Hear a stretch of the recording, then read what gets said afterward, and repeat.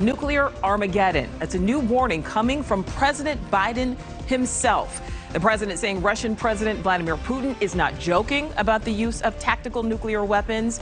U.S. defense officials have warned for months of the potential of Russia using weapons of mass destruction as Ukraine makes significant gains in the war.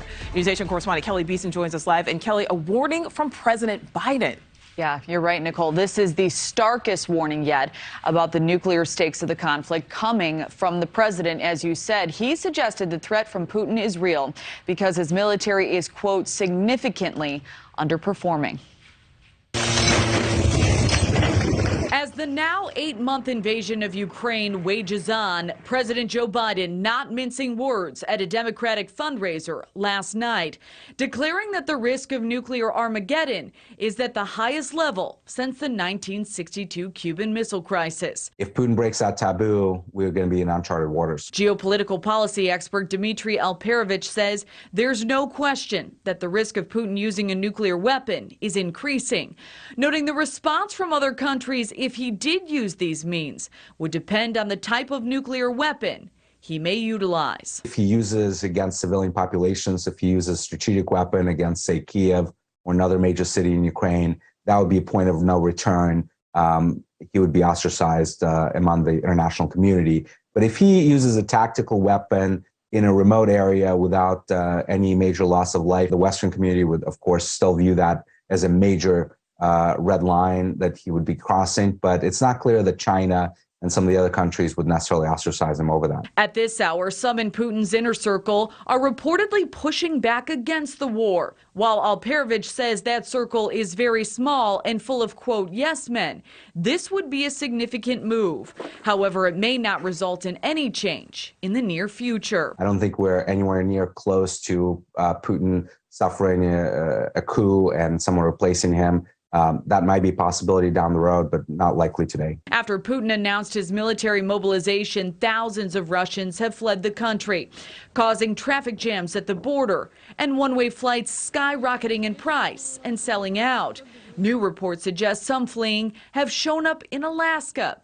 As fears grow, the mobilization may broaden. Now, this week, Poland has reportedly suggested hosting U.S. nuclear weapons amid growing fears of Putin's threats. Alperovich says if Putin does, in fact, use a nuclear weapon, a lot of other countries will likely be pursuing their own nuclear weapons programs as well, Nichole. All right, Keleigh, thank you for that. Well, for more insight on this, we are joined by Dakota Rudisil, Associate Professor in National Security Law at Ohio State. Professor, thanks so much for joining us. Do you agree with the president's assessment that this is really the closest the world has come to nuclear war since the Cuban Missile Crisis? Well, it could be. The world came very close to nuclear catastrophe in 1962 during the Cuban Missile Crisis.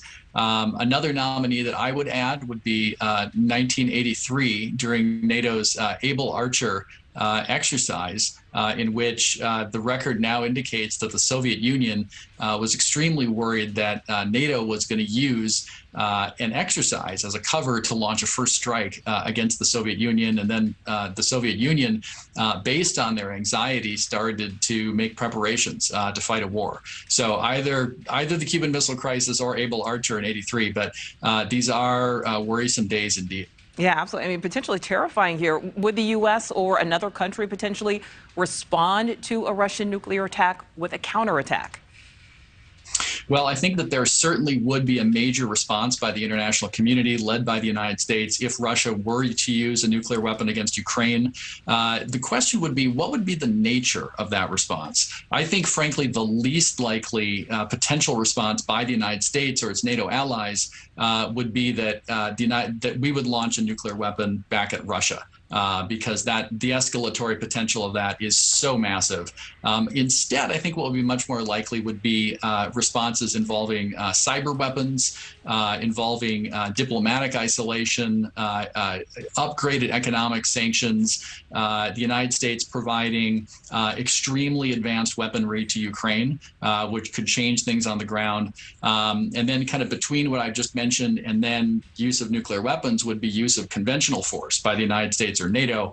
But I think that non-force, not a nuclear attack, not a conventional attack by the United States or NATO, would probably be where the U.S. and its NATO allies would go in response to a limited nuclear attack by Russia on Ukraine. And I think ultimately it would backfire really badly on Vladimir Putin and Russia.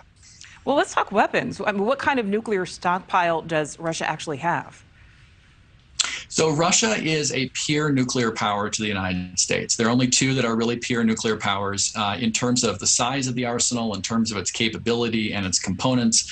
The Russian nuclear weapons, which are of the greatest concern, are so-called tactical nuclear weapons. Tactical nuclear weapons are generally shorter range and lower yield than the intercontinental range strategic nuclear weapons, which both sides also have pointed at one another.